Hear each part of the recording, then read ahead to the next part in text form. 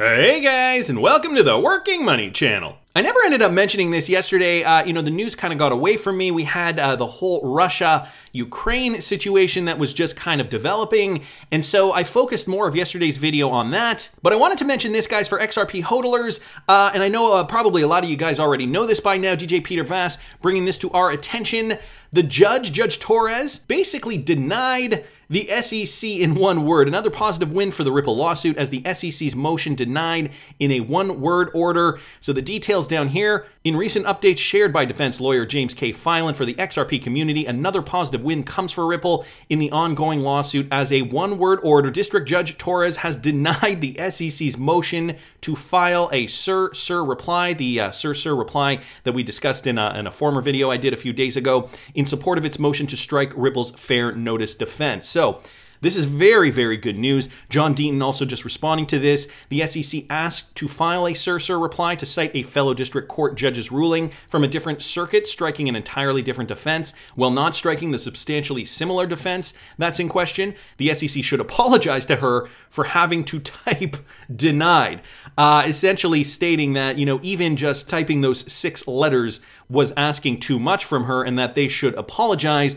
because of how ridiculous their sir reply motion was.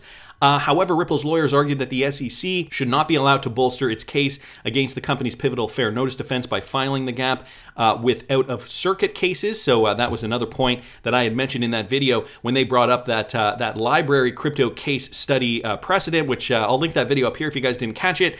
Ripple also mentioned that the SEC did not even ask to strike the defense in the library case, claiming that such an omission is remarkable. Library, blockchain-based file sharing and payment network company, is currently facing a lawsuit as well for conducting an unregistered offering of digital asset securities known as library credits, worth more than $11 million to a number of investors, including US-based investors. So that was the news from yesterday, and sorry if I was a little late on the uptake. Just wanted to bring you guys that anyway, and I wanted to thank DJ Peter Vass for posting that. Also, guys, more XRP on the move, and I think we are going to start seeing more and more XRP on the move in the coming months because of what is happening between Russia and the Ukraine. I did a video just this morning about sanctions, the SWIFT system, and a journalist, Ben Swan, discussing back in 2019 that he thought that the BRICS countries, he was pretty confident that the BRICS countries were already deciding to come up with a solution to circumvent the SWIFT system.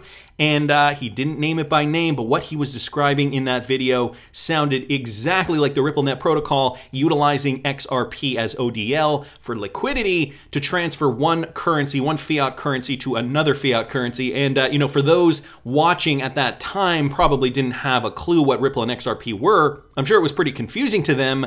Now fast forward to today and it all makes sense. And if you guys didn't catch that video from this morning, I will link it up here in the top right-hand corner. So I think we will see more XRP moving more frequently, and this is just another example of this, brought to us by Michael at Val5Links. Another large batch of XRP has been moved by anonymous BitThumb users to an unknown wallet. According to the Whale Alert transaction tracking service, as the website suggests, almost $80 million worth of coins were moved 9 hours ago. The wallet that received such a large sum from the exchange currently holds 85 million XRP and constantly makes large transactions to other entities on the network. Most recently, the wallet has transferred 35 million XRP coins to 2 anonymous wallets. And you guys can see down here the Whale Alert tracking tweet.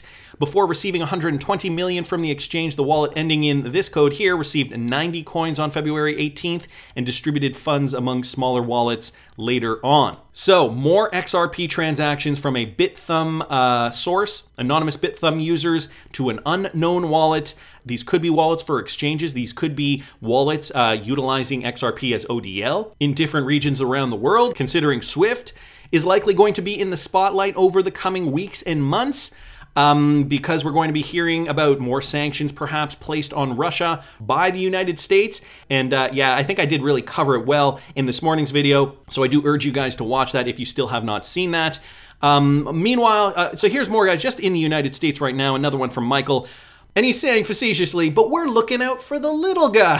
The SEC is considering raising the threshold for who can be considered a so-called accredited investor. The proposed limit at $10 million would make it even harder for ordinary people to invest in startups. Go figure, the SEC raising the bar so that us little people have a harder time investing in potential opportunities. The SEC plans to 10x the definition of accredited investor. In an effort to enhance investor protection and disclosure, the US SEC is planning to raise the limit for who is eligible to become a so-called accredited investor, or who is allowed to invest in unregistered shares and offerings in startups. According to Bloomberg Law, this is not the first time the SEC is considering changing the rules, but in the past it's been about modest tweaks. This time it is different. This speaks volumes to me. This actually just kind of almost shows their hand a little bit more. The fact that they really want to tamp down wealth building, the opportunity for building wealth for the common person, sounds kind of un-American, doesn't it? It also sounds in line with, this whole new emerging economy and taking away wealth, basically dividing class structures even further apart, obliterating the middle class, making the class distinctions now of poor people and rich people, along the lines of what the Great Reset essentially wants to do in secret.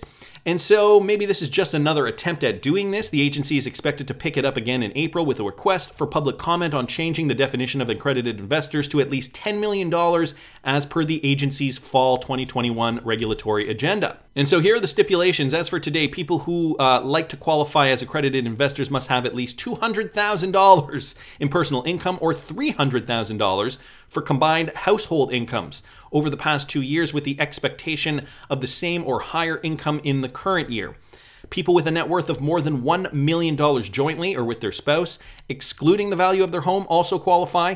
Also in 2020, the agency added qualifications which include people working in finance, such as brokers, executives, or directors of companies issuing unregistered securities. So these are all some of the stipulations. Now, I mean, what does this say? This really does give people who earn a lot of money or who have over $1 million in net worth a huge leg up to become even richer. But what about retail money? What happens to people who might have a few $1,000s that they want to invest in cryptocurrency and, in hopes to make maybe $100,000 or $200,000 or maybe $1 million? I mean, this really does kind of squash that class of investor. So I don't know what their real plans are here. I know they're making it sound like it is for investor protection to get people so that they aren't in over their heads.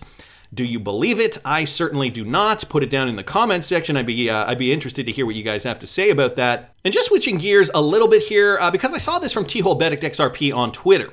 Finally, Rabobank explains real and extremely obviously, sorry to be snobby, he writes, the reason why the SEC, why the United States is actually after Ripple, announcing a lawsuit on Ripple and XRP, and why this whole SEC versus Ripple debacle is happening in the first place. Luckily, we're hopefully near the end of this. Hopefully, we will get a verdict soon. But T-Benedict actually just uncovered some interesting information here from Rabobank specifically. Now, for those of you guys who do not know, I'm just going to give you guys a quick synopsis on who these guys are. They're a financial services company. Rabobank is a Dutch multinational banking and financial services company headquartered in Utrecht, Netherlands. The group comprises of 89 local Dutch Rabobanks, a central organization, and many specialized international offices and subsidiaries. So they're a financial services company that has done this research independently. Here is the document. It was just from a few days ago, February 22nd, 2022. CBDC and the international position of the euro. And so T-Benedict links that article in the tweet thread here, and I will also link this in the description if you guys wish to read the full thing. The thing that T-Benedict explains, though, is quite interesting. This has nothing to do with Bitcoin or Ethereum, all that nonsense. He says that's just an echo chamber. This image, though, has the conclusion, but should be on the last page. And so I'm going to read you guys this stuff first, and then we're going to talk about that conclusion page. So he's highlighting some of the important points here. CBDCs also have a geopolitical dimension. So as we know, the European Union has indicated that it aims to achieve what is known as strategic autonomy. This broad term suggests that it is primarily about a high degree of economic, political, and military independence. But a well-developed, globally used currency can also contribute to the political independence of the EU. However, this requires that this currency has also its own independent international payment infrastructure. Otherwise, the political influence of a country is strongly undermined, as I will explain further on. Also just talks a little bit about China. China also steps up the pressure on the euro. So just talking about China and their initiative. This too should be seen in a geopolitical perspective, although it may not be apparent at first glance. After all, the stagnant development of the euro as an international currency, as outlined above, was not primarily caused by its absence of a digital euro, nor its arrival will simply fix it, but the international position of the euro does risk being under pressure by the arrival of the DCEP, a digital version of the Chinese renminbi. So they're discussing this issue of China creating their CBDC, their digital currency, and how BRICS countries, for example, and I talked about that in this morning's video again, the BRICS countries coming together, creating their own system. And BRICS, for those of you guys who do not know, that is BRICS, Brazil, India, Russia, China, and South Africa, creating their own system so that they do not have to depend on the US dollar. China's obviously a leading player in this, so he discusses that there. Also, by converting the money into Bitcoin, sending it via the blockchain to their families, who then convert it back to dollars, they expect to save about $200 million in annual costs. At least that is what the expectation is. Incidentally, via a CBDC-based circuit, in this case a digital dollar to be issued by the Salvadorian central bank, between central banks this could be done just as well and quickly, but without the price risk between Bitcoin and the dollar. So he's kind of jumping back and forth here, talking about a few different points that I think are really important with regards to why the US is going after Ripple. There are so many moving pieces to this around the world. You know, we've got El Salvador moving to Bitcoin, and many other Latin American countries are looking to do the same thing. Finally, though, we have this. And so here's the unique position of the dollar and how it contributes to US power. The dominance of the US dollar gives the United States considerable political power. This became apparent, for example, in 2018 when the US government imposed sanctions against Iran because of its nuclear program. The EU did not agree, but could only watch as European business nevertheless informed to US policy. It did this to avoid being hit by sanctions itself. This example illustrates that when all is said and done, the strategic autonomy of the EMU is still a long way off. The US recently threatened, in response to the Ukraine crisis, to have Russia excluded from participation in the international payment system SWIFT.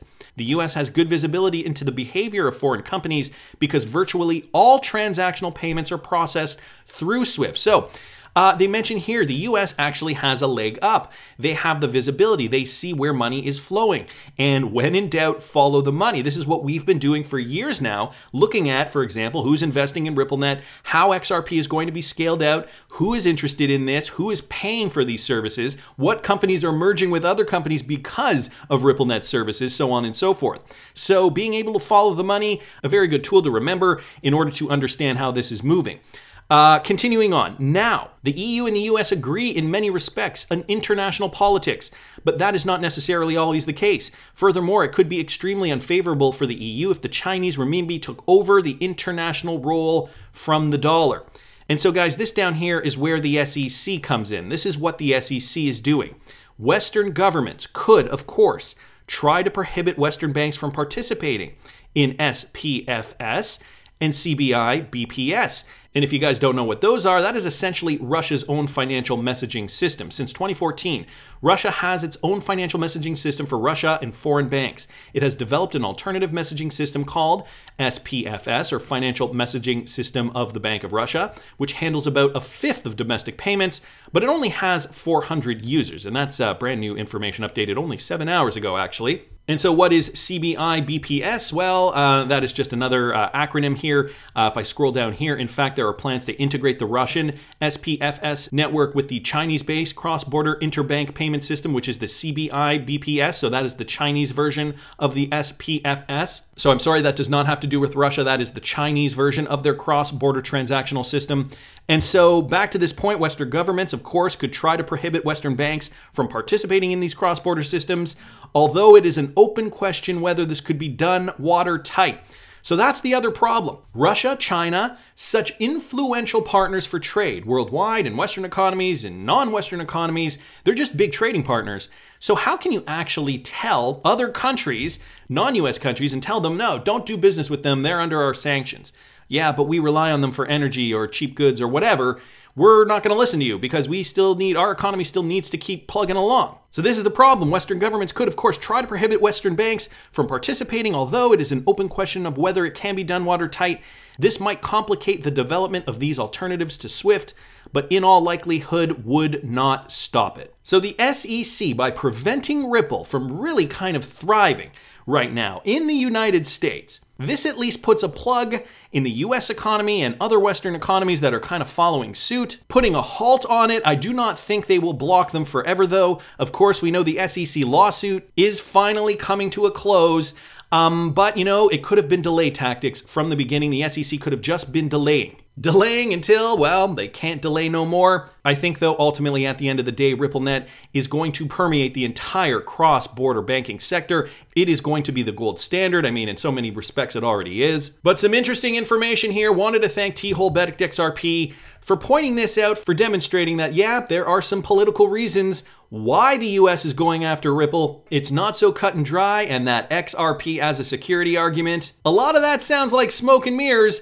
Also, Rabobank, just to put things into perspective here, this tweeted out by Ripple back in 2015, guys. Rabobank, as you can see here, areas of interest, faster payments and banking services, partnership with Rabobank. They are partnered with Ripple Labs and have been since December 2014. So they also have a vested interest in Ripple doing well. That's just my opinion, but I want to hear what you guys think. Please subscribe to the channel if you haven't already. Like the video if you like the content I'm providing. I always love hearing your comments. See you in the next one, guys.